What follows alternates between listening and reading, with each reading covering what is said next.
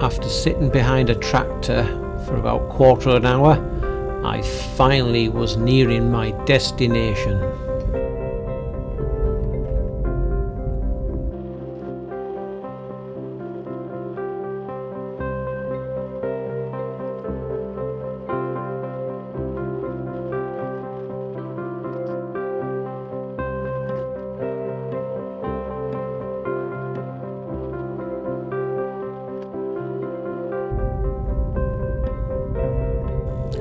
Not long now, just over this next rise.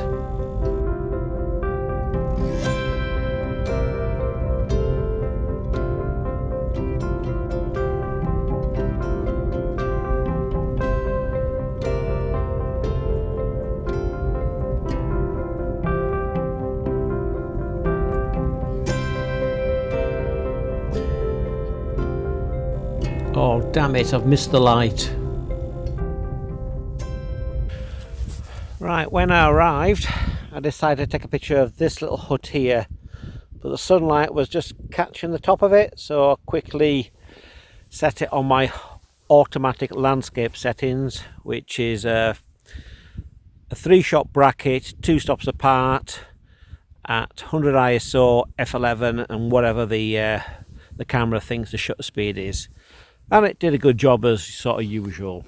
So what I'm going to do now is I'm going to wait until this light here has gone and hopefully get a bit more colour in the sky. So I'm just taking a tight shot of sort of this here, sort of off by about there and there, with the 100 to 400mm lens. Right, well here it goes. So zoom in. After I've composed it, do that, then fire off the shot. See, there we are with the sunlight just clipping the little stone building. As usual, I should have been here beforehand, so a bit earlier. But that's how it goes, so I'll wait until that sunlight has gone. Well, I didn't bother processing this one because the light's not quite right.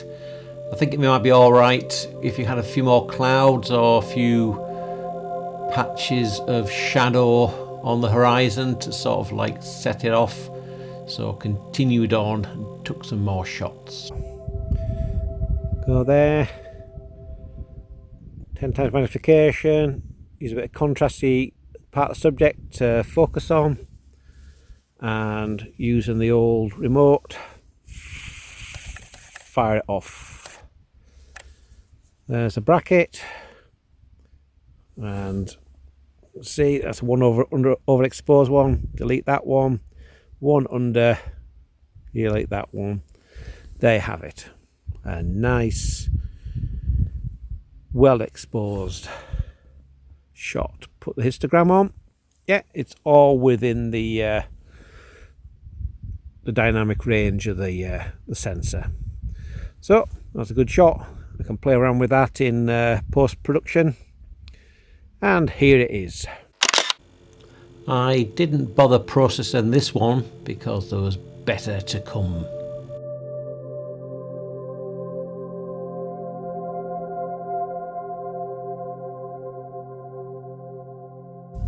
The roof was just intersecting this bit of green field behind, so I've decided to go a bit higher.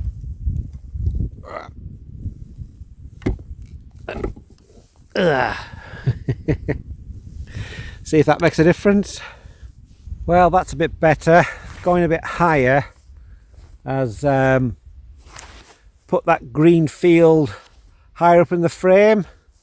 So the actual building's roof is not intersecting with that that line of the field, so that's quite good. So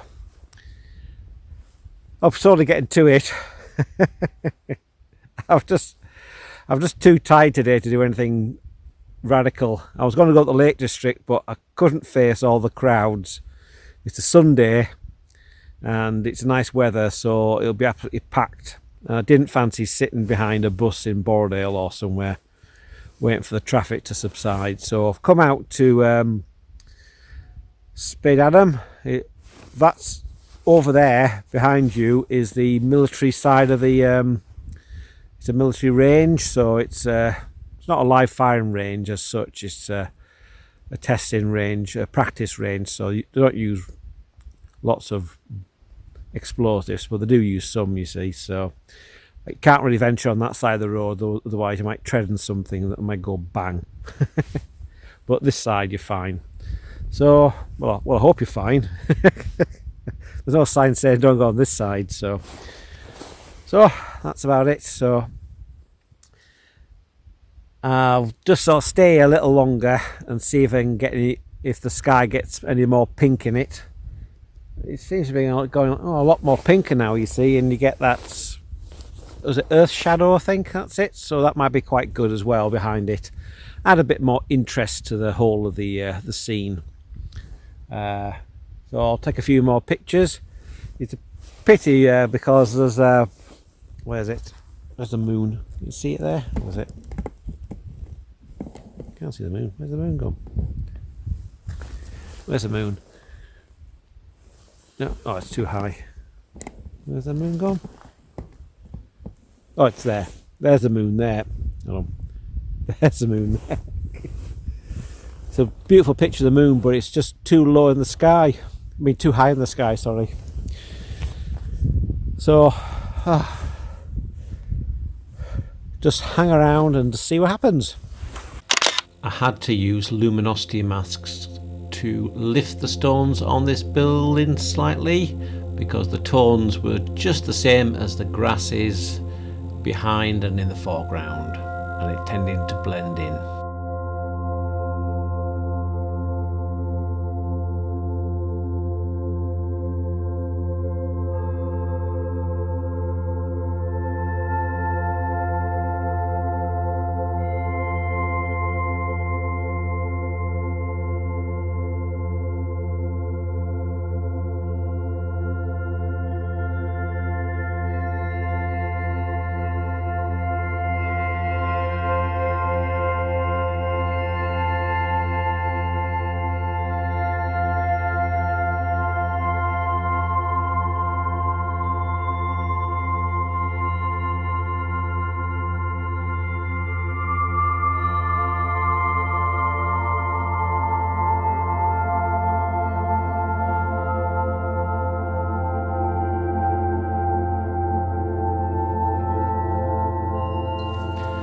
After, I decided to do a bit of post-industrial fine art photography, or what I call derelict.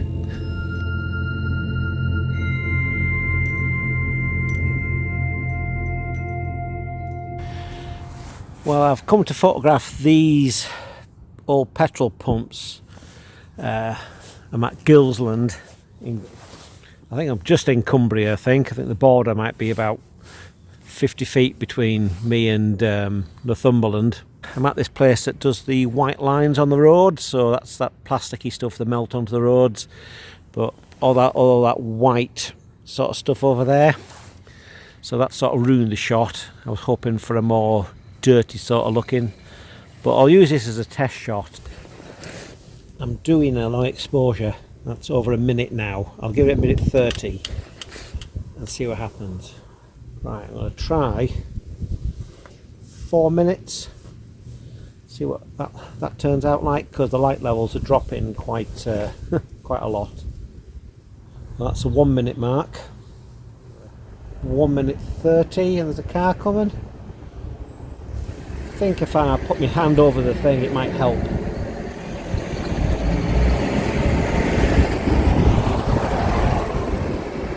Cars coming.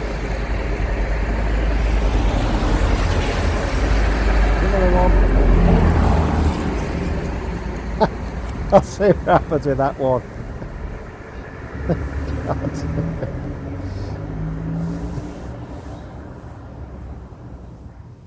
So one problem with doing this low light photography, you've got to be really sure what you're doing, because if you make a mistake it takes you a long time to know it and a long time to have another go, especially when the light's going now.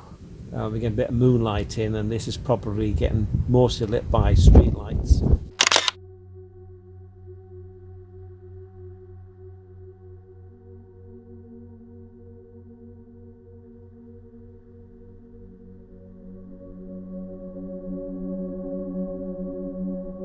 Might take a picture of this, maybe that as well.